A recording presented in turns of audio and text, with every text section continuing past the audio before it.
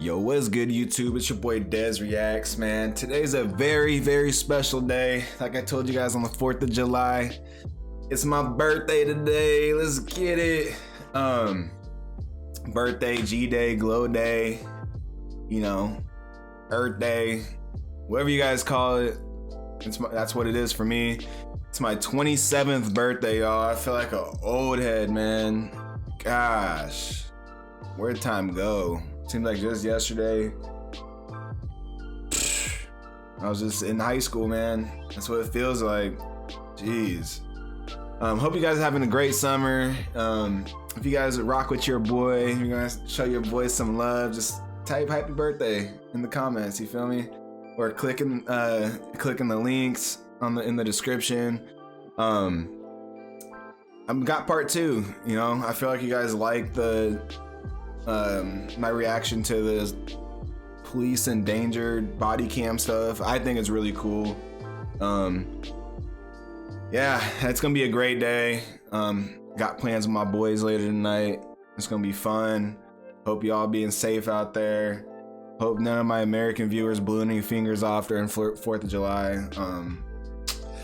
Man, I'm excited for it. Real quick, what side do you guys wear your watch on? I wear mine on my left hand. I know some people wear on the right hand. I feel like that's weird, but let me know in the comments. I don't know why I just randomly thought about that. But part 2, we're gonna wait no longer. Let's get it. This bodycam footage shows the moment an officer was called to a burglary near Birmingham and was confronted by a gunman. Oscar 911, they're in the address, they've got a gun. Ooh. When he made a run for it, she jumped into a taxi to pursue him. They've abandoned the car and they've run from it. 2 hours later, he was arrested after being... She jumped in a taxi. Dang. Where's her car at? Spotted by armed officers. Get on the ground now! Get on the ground now! Get on the ground! On your belly out! Oh, man. Get on your belly! On your belly out! He was jailed for more than 2 years for brandishing an imitation firearm. It was a BB gun. It was a fake gun. He almost got killed over having a fake gun. So stupid.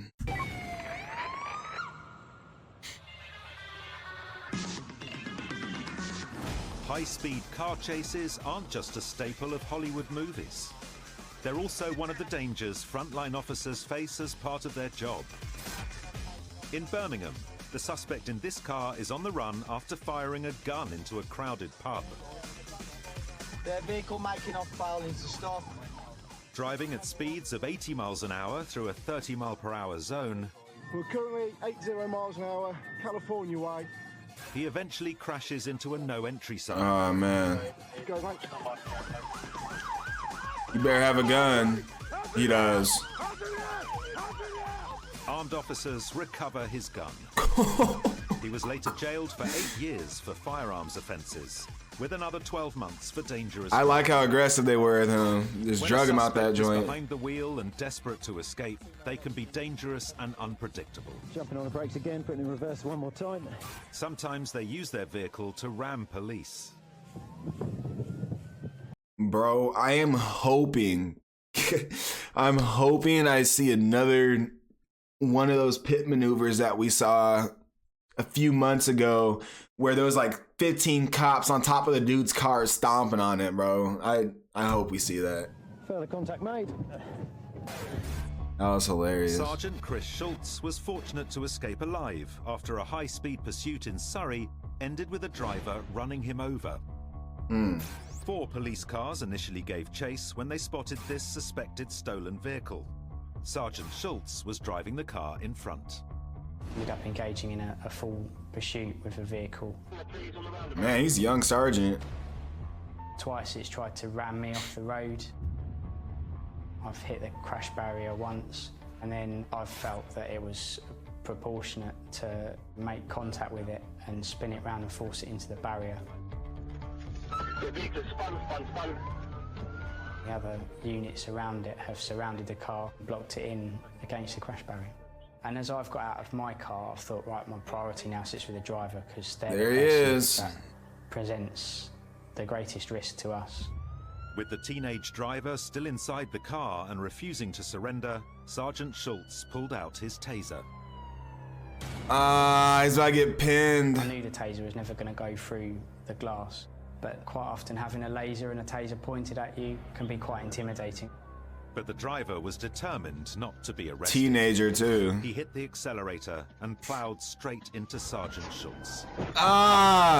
When the car lurched towards me, it just happened so quickly. Hopefully he didn't get... I, to this day, don't understand why they did what they did. The driver had rammed him against the central reservation.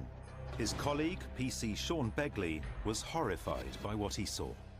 I've worked with him on this department in traffic for 4 or 5 years, and it was quite harrowing to see someone that I know so well be driven at in such a dangerous manner. And the worst part about it for these officers, you know, they have to, you know, it's their job. They know it's part of their job, but they also are gonna have to keep their emotions in check when they actually apprehend this guy, right? They probably do rough him up a little bit, but I feel like in this situation, maybe like 5 times out of 10, I don't know. Like I said, I'm not a police officer. I feel like he would get shot. After he tried running over the other officer, the sergeant, there would have been bullets going through that car because he's trying to kill him. Like, there's no other reason that you're hitting the gas full speed, knowing that you're about to pin somebody up against another car or the railing. He's trying to kill him. And for what, you know? He's a teenager. Yeah, he got shot. Sergeant Schultz landed on his feet and was straight back into action, as his Bodycam footage shows. I would tase him. The 19-year-old driver was arrested. He was charged with actual bodily harm and sentenced to 23 months in prison. Sergeant Schultz escaped with cuts and bruises. Ultimately, I was very lucky that I didn't get seriously injured or killed. Man, thank God. I think the key for me is that we are all people and we're kind of soft and squidgy underneath it all. We've got loved ones to go home to see, and so no one should have to come to work and expect to get assaulted.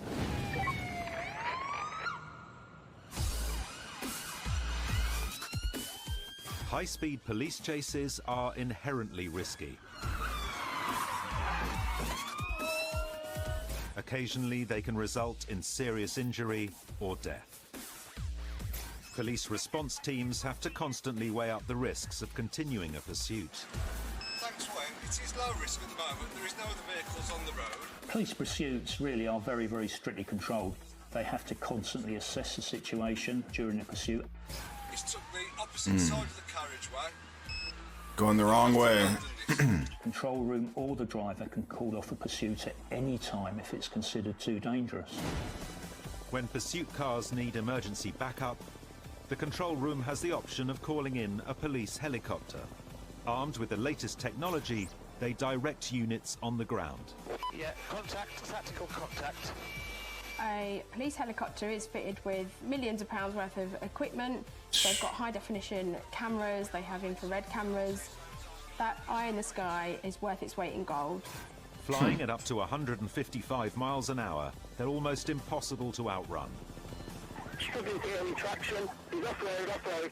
The odds are, once that helicopter is on your tail, has got you... Here he goes, he's running. Get him, boys. And if you are aware the helicopter is above you, you may as well just stop the car and surrender. I don't know if I haven't seen it yet, or if I've seen it yet. Are there K9 units in the UK? Like, I don't think in any of the videos I watched, there was K9 units. Let me know in the comments. Have we got him? Yeah. Coming up. Put your hands behind your back! Do it now! The officer who risked his life saving someone else's. Oh no. You could be breaking the law if you turn your back when police are in danger. If they're in trouble and they're asking you for help, it's an offence to not help a police officer.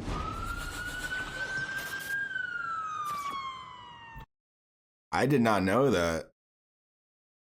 So if a police officer asks you for help and you don't help, you can get charged. I don't think there's a law like that in America. I mean, being a good Samaritan, you know, there's people that will help, but they won't get charged if they don't, I don't think. Wait. No, yeah. I mean, I think that's just a law unique to the UK.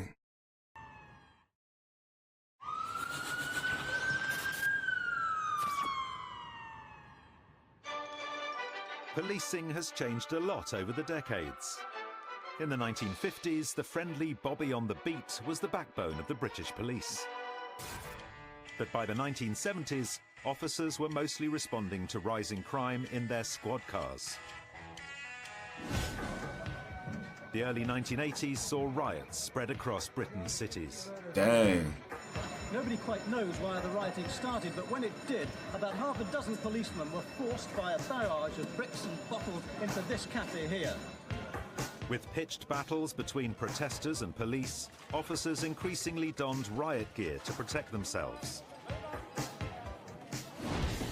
The 1990s saw a growing threat from armed criminals. Don't move! You don't know what they could be carrying, from knives to guns. They're all lethal weapons in their own way. The police response was to replace the trusty truncheon with extendable batons. Today, violent crime is on the up again, and every year, 1 in 5 police officers need medical attention after an attack. In Norfolk, this officer was on patrol when he responded to reports of a fight outside a pub. When he intervened, he was the victim of a vicious attack. Oh, man. He suffered bruising and a swollen jaw and was taken to hospital for scans.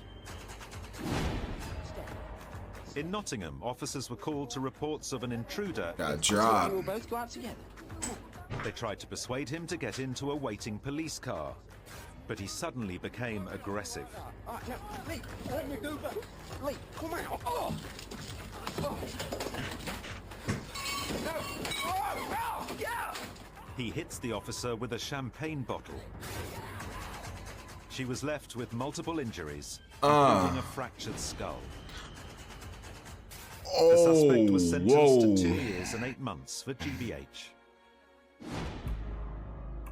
In Northamptonshire, Constable Ben Jeffries 2 years, was that's a badly joke. injured after his attempts at a good deed went badly wrong.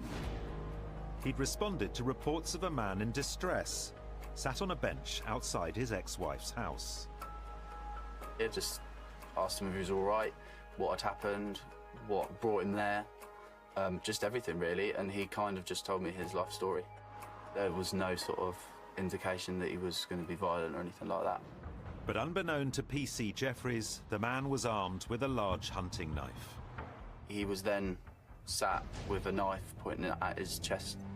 At that point, when I saw the knife, the only thought that was running through my head was, I can't let him stab himself in front of me. So I did try and grab him and pull his arms away from his chest. But he then stood up and he sort of twisted away, which pulled the knife like directly into my hand. Put your hand behind your back. Do it now. Ah, man. The man had accidentally sliced through PC Jeffries' hand. Realizing he'd been badly injured, he pressed his emergency button to activate a code 0. His colleague, Nikki Brooks, was interviewing the man's ex-wife in her house when she heard the distress call and was first to respond. Man, the worst part about it, I mean, I guess it wouldn't be the worst part, but it was an accident. Like, I feel like the dude probably wasn't trying to hurt him, but he should never had the thing in the first place. And now he might, I mean, I don't know how many arteries are in hands or whatever, but I know there's a whole lot of nerves in the hand, though. So depending on how deep that is, he could have, like, damage that last a lifetime. I can remember that looking looked down bad. the radio, and then I heard then shout up, "I've been stabbed." There's always a horrifying feeling when that happens over the air. Ben, are you alright? She and another officer ran straight to PC Jeffries, who was bleeding profusely. I didn't know how serious, life-threatening the injury was going to be. I think he'd gone into shock. I mean, you think he's screaming like that for no reason? Like, what? I knew that there was a lot of blood coming out of my hand, and then that's when the pain sort of really set in, and it just felt like my hand had been cut off. I thought he's in a bad way. This is not good. It's, like I said, it's because all those nerves in the hand. Under arrest. As you haven't been told, you have been arrested. PC Jeffries was still losing blood. An ambulance was called to rush him to hospital, where he underwent 5 hours of surgery. The stab wound has now healed, while the man was given an 18-month suspended sentence. Praise God. That does 18-month suspended sentence.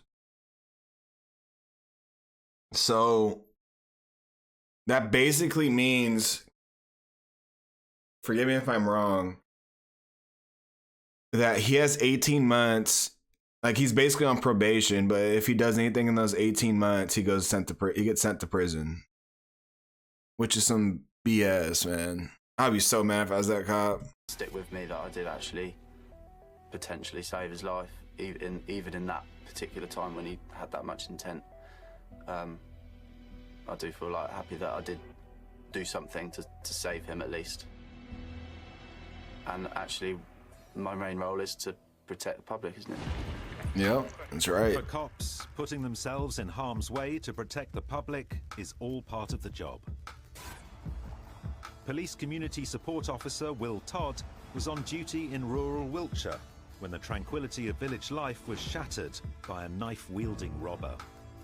He had gone round in front of the counter and was brandishing the knife at the shopkeeper.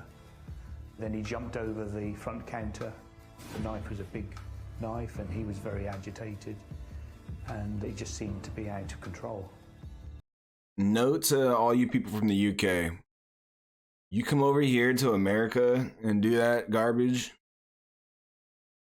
almost all the little convenience stores, all the little gas stations, bro, I promise you, as soon as you walked in there and they knew what you was on, from underneath their counter, they're gonna have a shotty just waiting for you.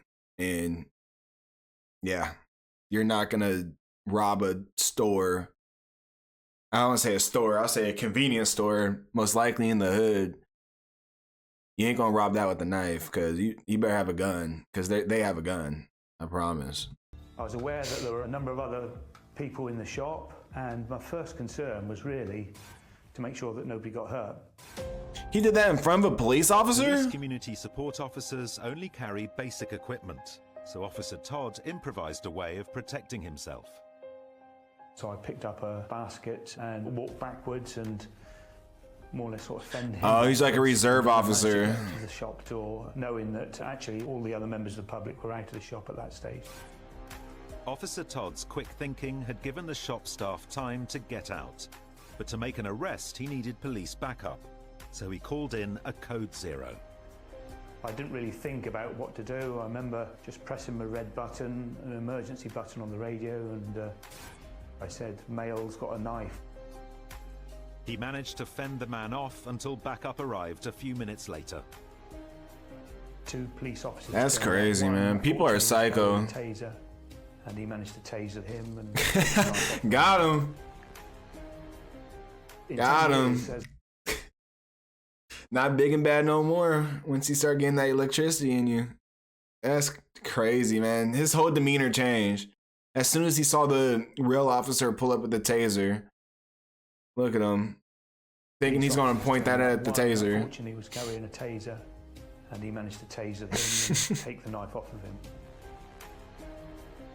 In 10 years as working as a PCSO, I don't think I'd ever pressed my red button, my emergency button. So actually to know that it works, it was quite reassuring. The man was sentenced to 3 years for attempted robbery. Officer Todd is glad the arrival of backup means no one was hurt. Wiltshire's a rural county. How do you not get charged with armed robbery? Like, I know it's a knife, but I feel like in the US, at least, I know a lot of you guys are like, Dez, why are you comparing everything to the US? Because I'm here. That's why, because I'm from the US. I feel like he got charged with armed robbery, or at least attempted armed robbery type thing. It's weird that he just got attempted robbery. Unless armed robbery isn't a thing over there, like not a charge. And there's every likelihood that I could have been at a situation like that, and it had been maybe 20, 30 minutes before anybody had got to me. So in many ways, I was very lucky that night.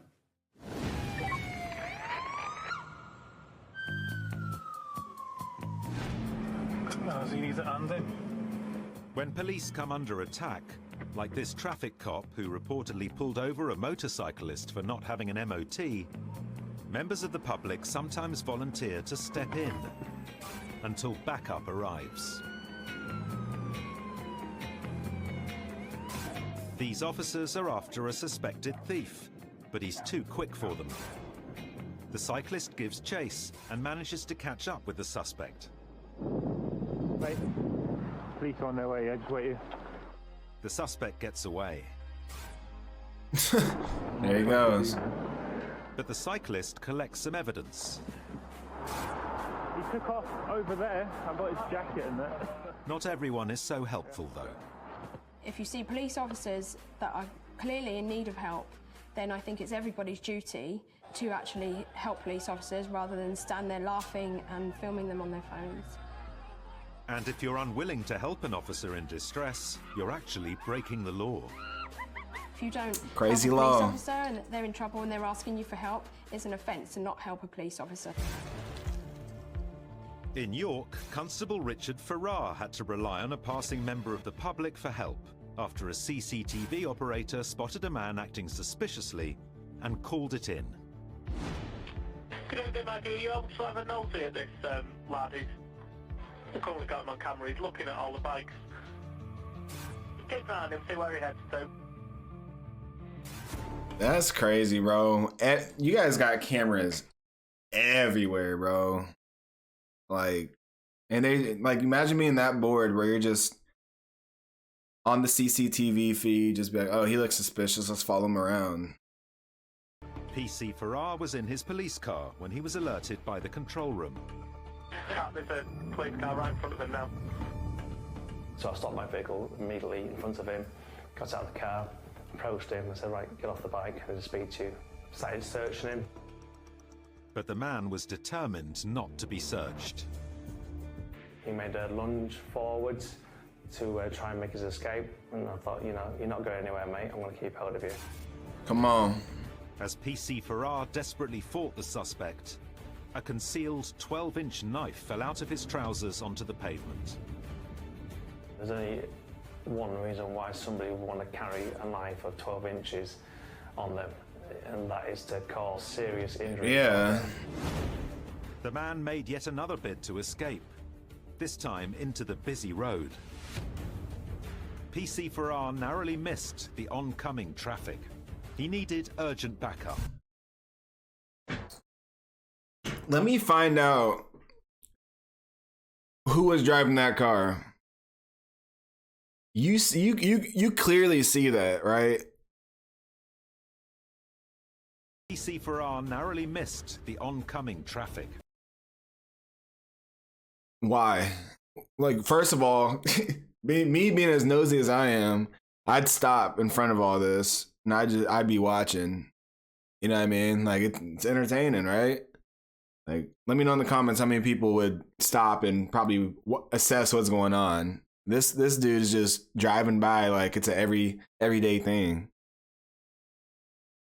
That's crazy.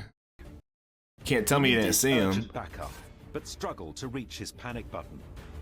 Because the man was so violent, I was unable to get to my police panic alarm, my emergency button. Any unit to Exhibition Square, please. 407 got him on the floor.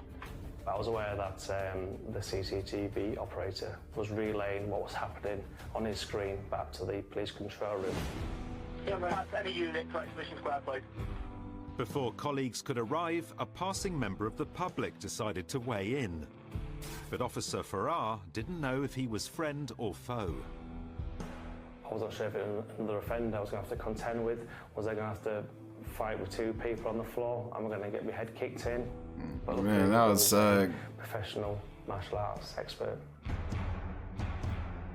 Wow, bro.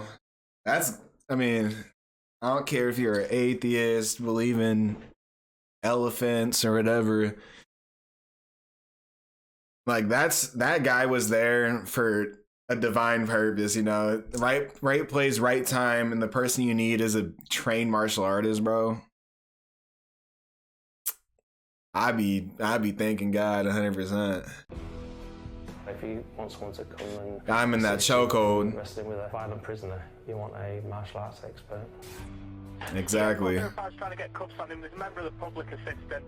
With the martial arts expert's help, he detained the suspect until backup arrived. Any unit sent to Exhibition Square, you can stand down now, thank you. The man was jailed for 12 months for carrying a knife and resisting a police officer. You're there to protect and serve the public. It's about making a difference. Why isn't he wearing gloves? Make the country a safer place. Coming up, the off-duty sergeant who comes face-to-face with road rage. He didn't seem to believe I was a police officer, and if he did, he didn't care. Get out. And the cop who risked his life to save the residents of a burning building. The rate that smoke was coming through from the basement flat, there'd be no time to wait for the fire brigade.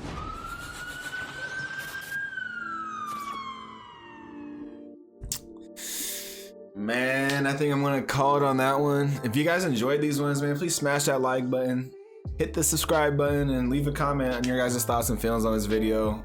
I like the police endangered documentaries. I mean, it was really interesting. Pretty exciting to watch.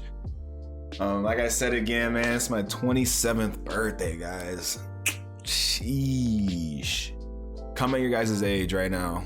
I wanna see all the old heads in here. Or all the youngins, you know. But really appreciate y'all rocking with me. Hope you guys have a great rest of your weekend. And I'll catch you guys on the next video. Peace.